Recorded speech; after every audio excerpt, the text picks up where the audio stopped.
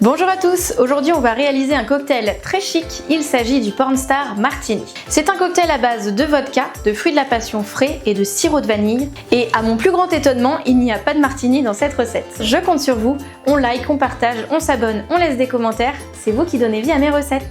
Le Pornstar Martini se sert avec un shot de pétillant. Ça peut être du prosecco ou du champagne. Certains le mélangent dans le cocktail avant de le savourer, d'autres le boivent avant ou après avoir dégusté le cocktail. Bref, chacun le fait un petit peu comme il le sent. Pour réussir ce cocktail, je vous conseille des fruits frais. Le fruit de la passion va vraiment donner de l'onctuosité et de l'épaisseur à ce cocktail. C'est beaucoup plus savoureux que de la passoa ou alors du jus de passion industriel. Si vous aimez les cocktails, rendez-vous sur le blog. Il y a pas mal de recettes, gin, vodka, pétillant, tequila, il y a de quoi faire. À la fin de cette vidéo, je vous partage quelques astuces pour adapter la recette. En attendant, on commence par les ingrédients. Pour cette recette, vous aurez besoin de vodka, de sirop de vanille, de pétillant, prosecco ou champagne, de fruits de la passion frais, de jus de citron vert et de glaçons.